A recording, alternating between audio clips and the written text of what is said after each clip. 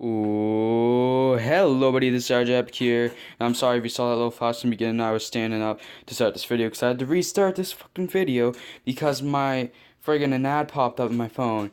Because this phone is friggin' stupid. Hopefully that doesn't happen again, because if it does, I don't know what I'm going to do about recording this video. But anyway, welcome to ranked number 4. We have some ranking to do today. I start this off the same kind of. Before I get into the ranking of these 13 books, technically 14 because I have a double of that Batman you see in the corner.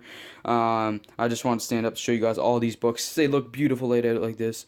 I just want to tell you guys the next comic haul you guys will probably be seeing is my birthday haul. I'm definitely going to do at least one part of my birthday haul on my actual birthday, which is October 9th.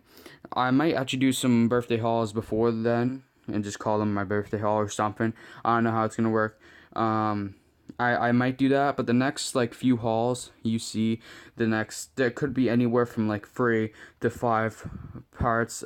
There might be 3 to 5 haul videos just about books I got for my birthday. So that I just want to tell you guys that because I have 117 books I haven't shown you guys that I've gotten, because most of them, if not all of them, are for my birthday. So I've been holding off. Maybe once October hits or once it's like about to hit, just maybe wait another week or so, just late September. Maybe once October hits, really late September. I might just start pushing out some birthday haul videos. But anyway, we're gonna get right into this. I'm gonna show you guys the books I have the rank today. We have Batman Rebirth #1, the free Batman Day variant. We have Mockingbird issue #6 of Civil War II tie-in. We have The Walking Dead issue #158, The Whisper War Part 2 of 6. We have Civil War II Amazing Spider-Man #4. We have Invincible Iron Man issue #11 on the road to Civil War II. We have Spider-Man #7, a Civil War II tie-in.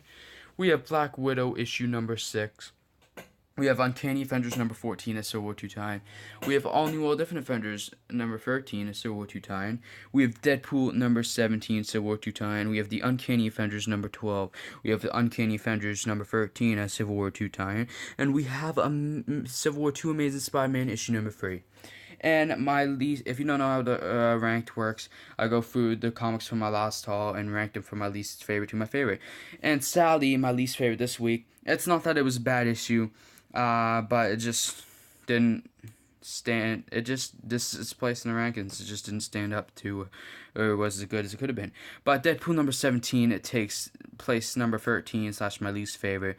The best part, in my opinion, about this book was the ending. I love the ending. Basically, Deadpool straight up shoots somebody in the face, and him and Shikla have a little standoff because, Shikla cheated on Deadpool. That's all I'm going to say about the book. I don't want to say that much. This was a funny book. No Madcap in the issue, so that kind of annoyed me. Great cover. It was a great book, but just not as good as the others. I actually have my books ranked here. You might actually get to see that for a second. Anyway, the next book, #12, is gonna be All New All Different Offenders issue #13. Friggin' this was really good. This was a really nice Vision standalone story. Nice Civil War II tie-in. I didn't really seem to tie into Civil War II that much. Basically, Vision's just dealing with the Kane issue, and he's deciding whether he's gonna kill an infant Kane before Kane can grow up and do anything bad. So yeah, that's that's my little synopsis. I'm gonna move this before you guys see my list.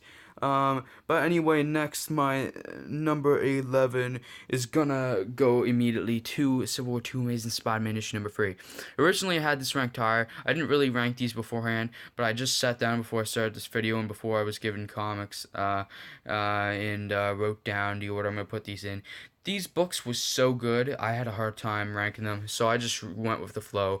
And these are ranked really weird. There's some weird books, like there's books higher than I thought they would be, or expecting me, and there's books lower than I thought they would be, like the Civil War II times for Amazing Spider-Man / side series. But #3, this was great. This issue kind of was the focus on Classroom self type issue. Spider-Man shows up towards the latter half of the story. It was really cool. This was Clash actually trying to be good in this issue, trying to prove himself. Then by the end of the issue, sadly, he kind of goes back to his old tendencies. a bit, so that sucks. But whatever. I kind of want Clash to stay good, but it seems like that's not gonna happen, and I'll talk more about that a little. Cause my number 10 is Civil War 2 Amazing Spider-Man. Number 4, I actually switched this. I had a different book ranked here, but I switched it, moved it up 2 spots. I completely changed my rankings. This is really good. This Civil War 2 Amazing Spider-Man story has been great. It's more of a personal story than a whole like, a bombastic event issue, everything's exploding, all the heroes are here. No, this was more of a personal issue. Sure, like Ulysses kind of is thrown in here, not thrown because he has a rightful place in the story, but like it was more personal. Like Harry Osborn was in the issues with Clash. Basically, this issue doesn't end. There's no happy ending. Well, I can't say there's no happy ending. We do get the Ulysses kind of learns a lesson. Peter learns a lesson. We get to learn by the end of this issue. People learn their lessons, some lessons, but Clash just is back to his old tendencies now. And that's all I'm going to say. This is the final issue of Civil War 2 Amazing Spider-Man. Great story. It was great. Anyway, moving on to my number 9, which is Walking Dead number 158 is up here. Fantastic issue, part 2, Whisper War. This was awesome. We start off, spoiler alert, with a friggin' out of nowhere beginning, like abandoned beginning. I'm not really surprised that this happened, but basically Gabriel got killed in the beginning of this issue. I'm not that surprised, because actually it seems when characters start to come back, they get killed off, like not long after, which is weird, because you'd think you'd try to build them back up first a bit. Like Rosita kind of started getting more time. She got friggin' killed. Ezekiel, I don't know if he got more time, but he just was getting time, and maybe becoming a bit more interesting again, and he got killed. So now that trend's kind of continue, because now Gabriel was starting to step up and be an awesome character again, or like he was actually being used again, and then he gets killed now. So it kind of sucks. I really do like Gabriel. He actually might be one of my favorite characters. I know he probably is in the show. I always did like Gabriel's arc is one of the standout stories in the comics also, because that's around the time with the Hunters. But so it kind of sucked that he died, but there's some other stuff. We got to see the Whispers in our group battle a bit, like Dwight and Negan stuff, so that was cool, and the ending with Negan was cool, and Negan's just amazing. But it kind of sucked that Gabriel died. I'm not too surprised, though, but it was kind of shocking at the same time, because I wasn't expecting him to die now. I thought this would be a little retribution story for him, then maybe not long, or then maybe after the Whisper War he would die, maybe not long after, and maybe if he did die during the Whisper War, it'd be like maybe last 2 issue type thing. But yeah, I just thought he'd get a little more retribution / his character would become a bit more awesome again. So yeah, but that didn't happen, so that's fine. Anyway, moving on to my number 8. It is the Uncanny Avengers issue number 12.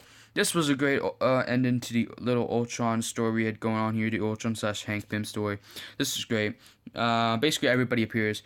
Well, not everybody, but we had some more people appearing. We got Tony Stark appearing, except he wasn't actually in the Hulkbuster. We had Captain Marvel show up again. They thought they took care of Ultron, but they didn't. This was a really deep issue. This was great. This was ranked higher originally, but I had to give the predecessor issues of Uncanny Avengers some more credit, as my numbers 7 and 6 are both Uncanny Avengers number 13 and Uncanny Avengers number 14 in this order. These are great Civil War 2 tie-ins. These are one of, if not my favorite Civil War 2 tie-ins. Like, these have been great. X-Men, it's kind of like X-Men / Mutants for Steve Rogers in a sense. Basically, by the end of 14, Steve Rogers says the Unity Squad is disbanded. The Uncanny Avengers are done. So it's crazy. Deadpool gets a lot of time to shine. Rogue and Cable. We didn't have Toad and Sebastian Shaw showing up. It was these 2 issues were great, but I gotta move on because I don't have that much time left. I only got about 5 minutes left to finish this video, and I still got 5 books to go through. So with that being said, my number 5, and I'm surprised this was ranked so high, but this was so damn good, and that is Batman Rebirth issue number 1. I got 2 copies here. I almost gave a copy to my friend, but I think I'm gonna hold on to both, because you never know, this variant and this issue in general is probably gonna pick up at some point because it's a Batman #1. So I mean, obviously, this was a damn great issue. Why have I not picked up Batman before this? I mean, I was going to, but I couldn't find it. I was gonna pick up Flash and Wonder Woman and Batman and a ton of DC series, but I couldn't find them, so I didn't. But now I've picked this up. I think I'm actually legitimately gonna try to pick up Batman, maybe some other DC series, cause this was fantastic. This was just like I mean, it didn't feel all that special, but this was just a good old classic Batman story. This is the Batman that I want. This is just the Batman story the Batman story I want to read. Sure, we had Gotham and Lady Gotham or Miss Gotham, whatever her name is. They show up at the end to save a Batman that is in trouble. But the interactions in this book between Batman / Bruce Wayne and Commissioner Gordon and friggin' Batman / Bruce Wayne, and it's more Bruce Wayne and Alfred, not even Batman Alfred, but yeah, Batman, Commissioner Gordon, and then Bruce Wayne and Alfred / well, Batman and Alfred too, I guess. But just fantastic character interactions, especially Bruce and Alfred. That was fantastic. Bruce was gonna die, but it didn't happen. This was great. I'm gonna try to pick up more Batman, and yeah, that's all I have to say. Wow. My number 4 is gonna have to go to Mockingbird issue #6. This was a Civil War II tie. Just the way I talk about Batman Day, you almost think that could have been my number 1. And in fact, I probably could have ranked Batman above Mockingbird, but I'm gonna give Mockingbird the shadow of a doubt, whatever that saying is. This was great.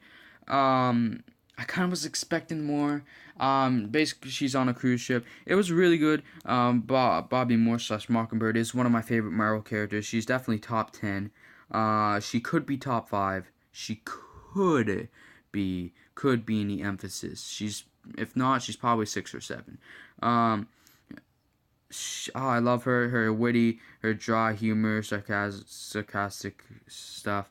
And then we got to see her spy partner type person, Hunter, showed back up. We got some more corgis. This was great. And it revolved around like Hawkeye killing Bruce Banner, spoiler alert. Sorry for that cut. I'm gonna have to edit this on my school laptop, which I didn't want to have to do at any point, but I'm gonna have to go quick also because I only have like 2.5 minutes left to finish this. So yes, I got interrupted again by an ad on my phone. Fuck this phone. But what I was saying before I got cut off, Civil War II spoiler, Hawkeye Clint Barton kills Bruce Banner, which I had found it before I read any of these books because it would have been spoiled for me in Uncanny Avengers Civil War II tie-ins because of Deadpool and stuff. But yeah, that's all I'm gonna say. I gotta move on to my number 3, which is Invincible Iron Man number 11. This was great. Past 2 issues of Iron Man, which I mean 11 and 12, I read them in the wrong order, but they were great. This was fantastic. I loved it. Keep doing what you're doing. Bendis with Iron Man. God, love you. 2 more issues to get, and then this run is done. Love this cover, by the way. This is almost cover of the week, but not quite. Anyway, moving on to my number 2 issue of my number 1. Black Widow is my number 2. Black Widow number 6 to be exact. This is great. Iron Man appears. There was no Bucky like I thought there would be. We get the reveal. We get to see the reveal of the real Reaping Lion, because the Weeping Lion we knew before wasn't the real one. And Natasha just prevails. So yeah. Then my number 1 and cover of the haul goes, to Spider-Man number 6, which is a Civil War II tie-in. God, these Civil War II tie-ins / Spider-Man in general have been just the best time of day. Oh, last issue, this was not as good as number 6, but this was still fantastic. I loved it. And that's all I'm gonna say. I'm not gonna say anymore. This was just fantastic. At the end, we got to see Jessica Jones, Luke Cage. It looked like a bit the fights by Miles Morales. We got to see Bombshell appear. Lana Bomb got her. She appeared. Nerd. I'm nerding out. Anyway, this was great. Frick, I gotta end it. Sorry. Anyway, guys, if you enjoyed this video, please like, subscribe, comment, and share if you like to. Check out my Twitter, RJPGaming at RJP1. And anyway, guys, I'll see you all in the next video. And peace to the out.